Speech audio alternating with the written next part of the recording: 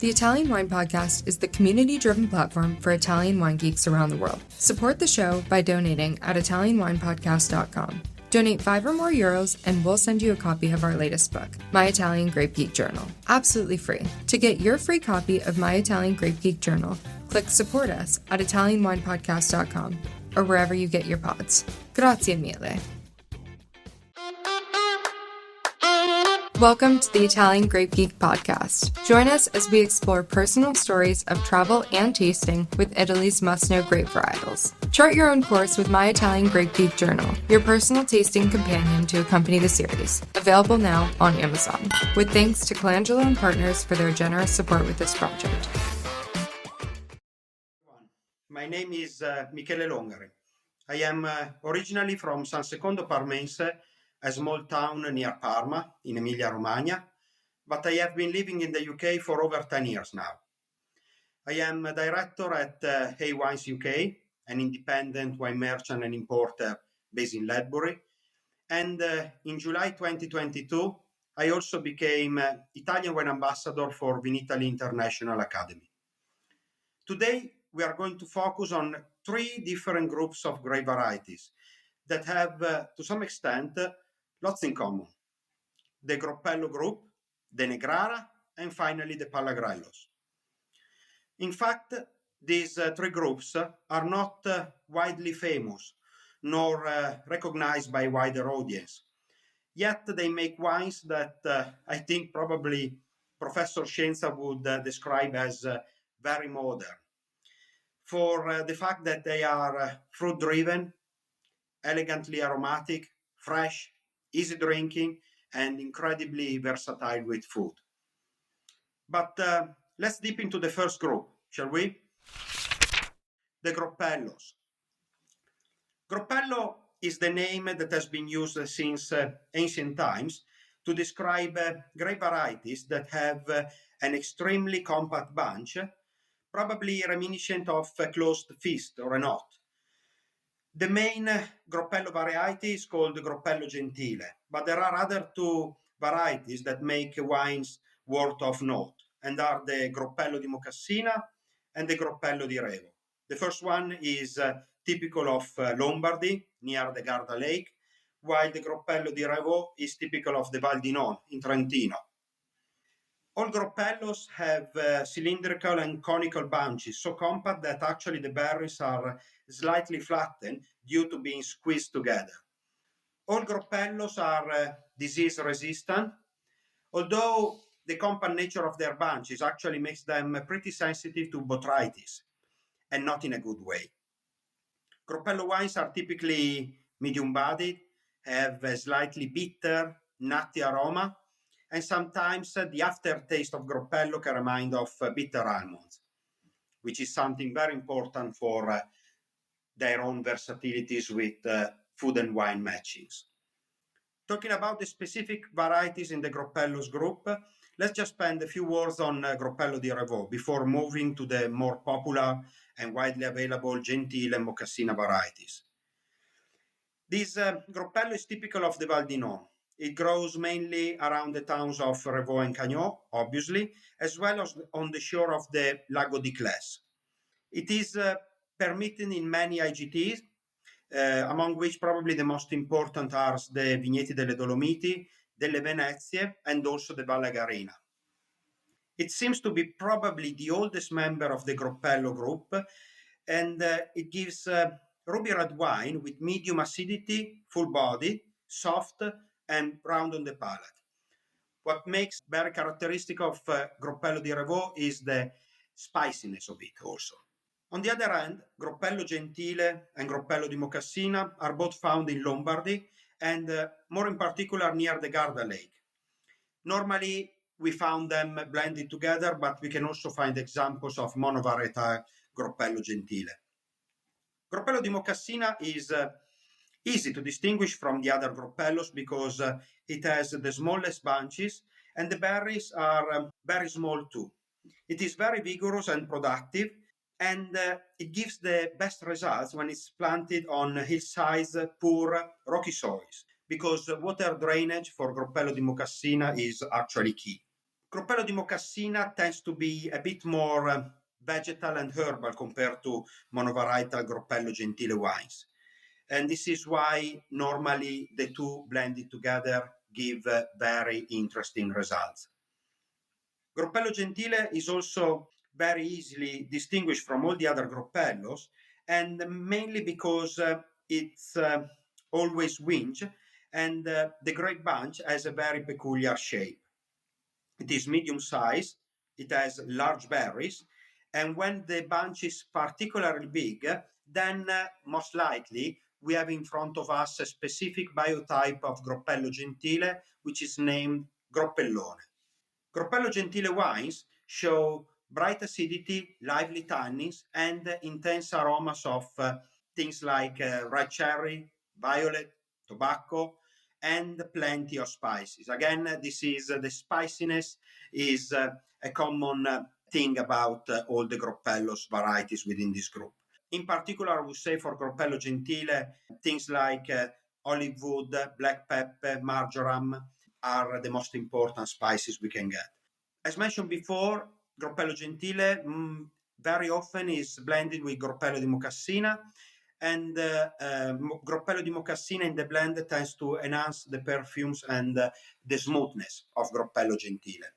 Talking about my personal connection to the grape, I must admit that Gropellos, all the Gropellos to be honest, are a relatively recent passion of mine. In fact, although I had Gropello wines in the past, especially when I was visiting the Lago di Garda during the summer holidays, I never gave them the importance that they actually deserve. So it's quite interesting that the first time I really discovered and finally appreciated Gropello-based wines was actually 2 or 3 years ago during Vinitaly. I remember that I was in the Pala Expo, so the hall dedicated to Lombardy, very busy, always a very busy hall, and I was in a hurry because I needed to get to the opposite side of the hall for my next meeting. Somehow I stumbled into a walk-around tasting organized by the Valtenesi Consortium, DOC near the Garda Lake, with wines normally based on Gropello Gentile and Gropello di Mocassina. I decided to stop, but only for 10 minutes at the beginning, as I was intrigued by the very diverse lineup of wines. 10 minutes became 20, and 20 minutes became an hour. I was totally blown away by the aromatic finesse, the elegance, freshness, and the incredible drinkability of those wines.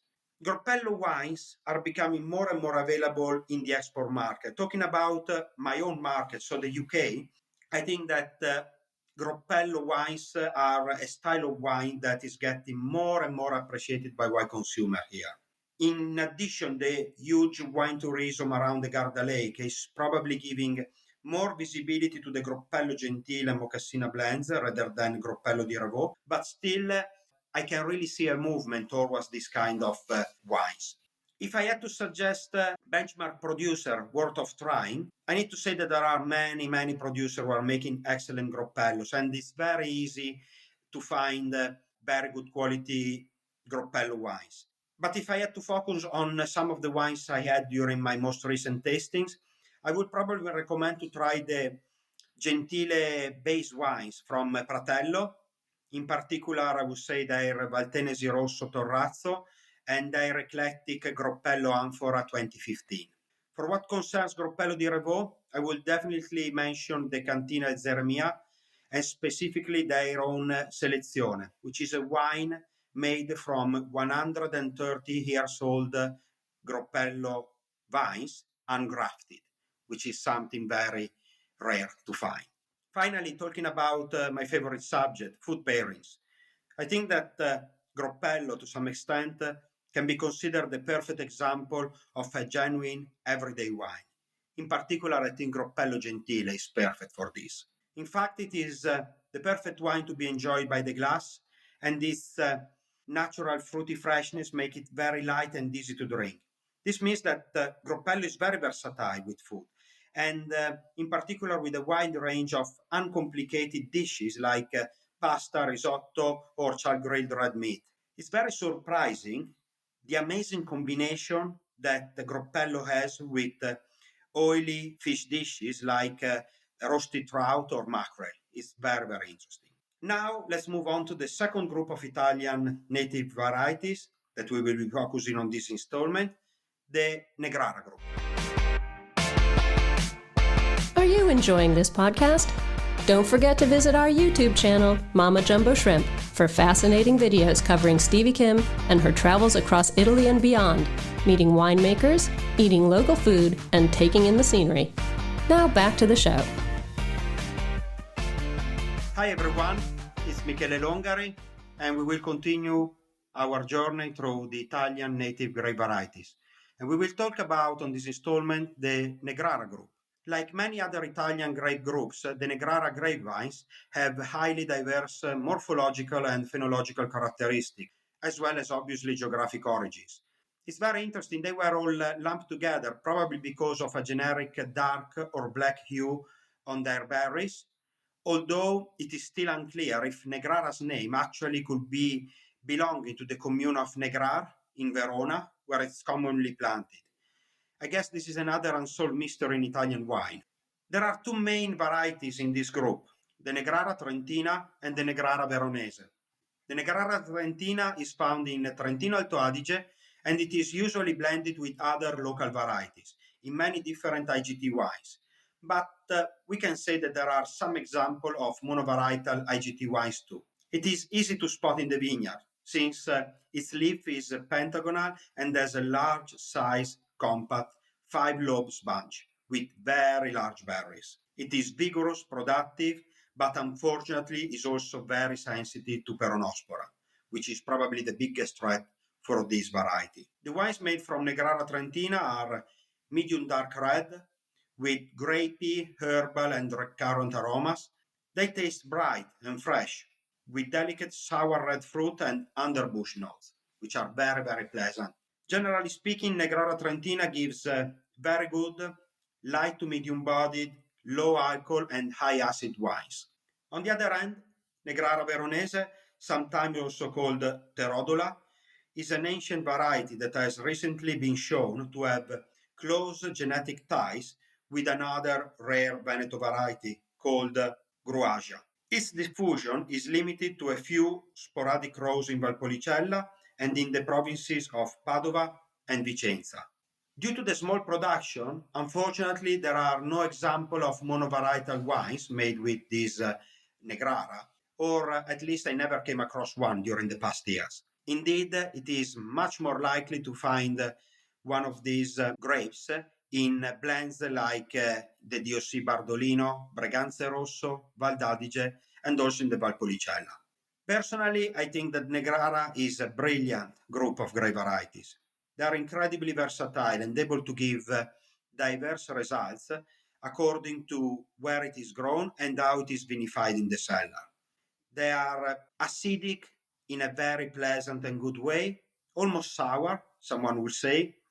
Its priority is a generous frankness, but Negrara can also show a very delicate side according to how it is paired with foods. In particular, I really love what Negrara Veronese does when using the traditional Bardolino blends, for example, playing in harmony with Corvina, Rondinella, and Molinara, and improving overall the aromatic persistence and the diversity of the blend.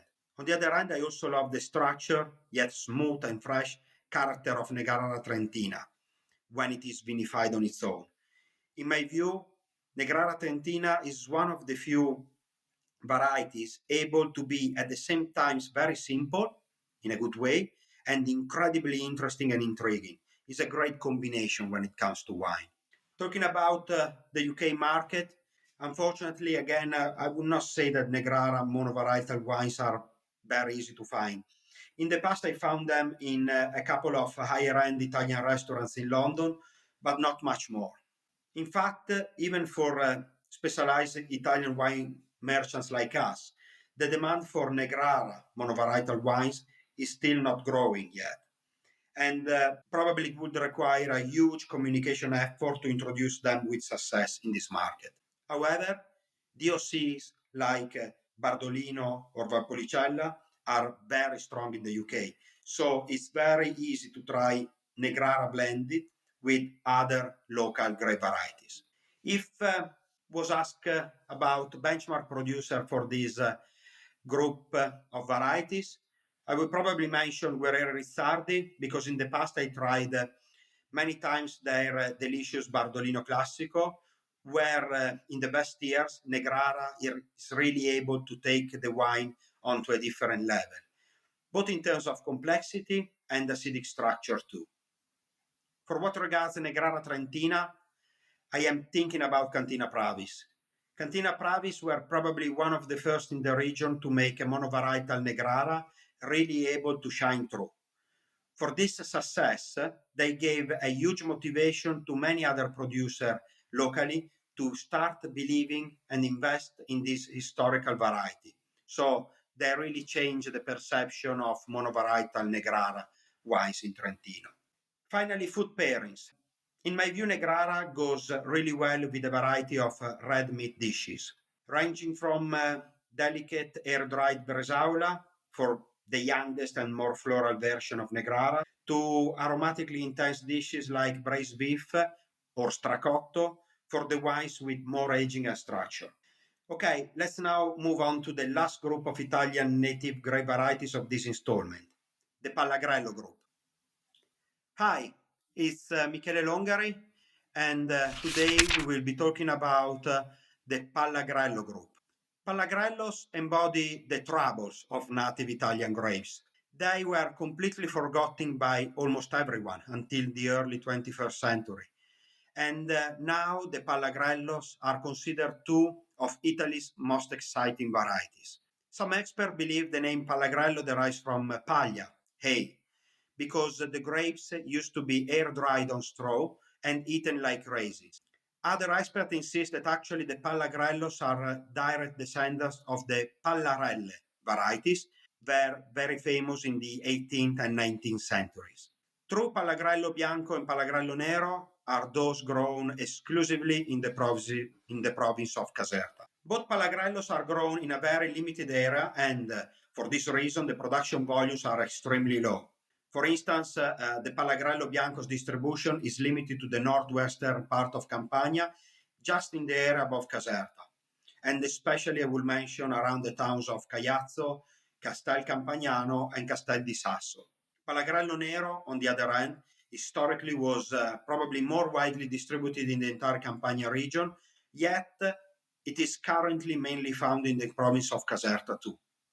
Pallagrello Bianco and Pallagrello Nero share many features. For instance, they both have small cylindrical bunches and small round berries.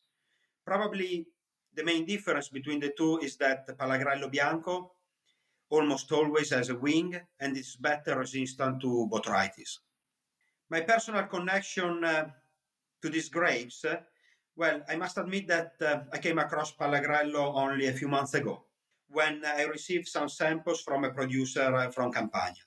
Originally, we were interested just in their Falanghina and their Aglianico, but they really insisted that we tried their Pallagrellos too. I could never thank them enough for being so persistent. When I tasted the wines with the rest of my colleagues, we were absolutely impressed by the character and the strong identity of both wines. It was a love at first sight for me and my team. Pallagrello Bianco tends to be alcoholic, as the variety accumulates sugar very easily. I remember that the wine did smell and taste like Viognier, a little bit like Viognier, yes, with slightly higher acidity, I would say, and definitely more refined perfumes. Pallagrello Nero, on the other hand, shows a very much complete aromatic bouquet. Things like cherry, blackcurrant, tobacco, black pepper, blackberry jam, a very wide spectrum indeed of delicate aromas and flavors. The wines are usually characterized by soft tannins and low levels of acidity, creating an incredibly smooth, round sensation on the palate that I think is what makes wines from Pallagrello Nero outstanding. What personally I found most interesting about the Pallagrellos is the fact that although they clearly are different varieties, making different types of wine, it is very easy to tell that they are part of the same family. In fact, it is clear that from the very first taste, they have something in common, a genetic background and also a shared history. Pallagrellos can really be perceived, even by the not professional wine tasters, as actual siblings grapes. And this is something incredibly exciting to discover. Talking about my market, as far as I know, Pallagrello wines are not present in the UK at the moment. This should not come as a surprise, since we now know that their production is incredibly limited and their consumption is mainly driven by local and national market. If I was asked to recommend any specific producers, I would clearly mention Tenuta Tralice. Tenuta Tralice was the producer who sent us the samples in the first place. They are definitely one of the wineries that has put lots of focus and commitment on first safeguarding and then restoring these ancient varieties. Their 14 Vie Pallagrello and their Miglio 25 Pallagrello Nero are a real tribute to the historic relevance of these grapes that actually were very close to disappear. Food matchings for the Pallagrellos is very interesting because Pallagrello Bianco, as I mentioned before, shows an important aromatic persistence and length. For this reason, it can be matched to a variety of dishes like deep fried sardines, char-grilled swordfish, or even a traditional pasta like linguine alla pescatora, so pasta with octopus, squid, prawns, mussel in a tomato passata. Pallagrello Nero, for its peculiar elegance and aromatic finesse, can be matched with success to a variety of risottos. For instance, I would say porcini risotto, 4 cheeses, or even a delicious Milanese saffron risotto with the ossobuco.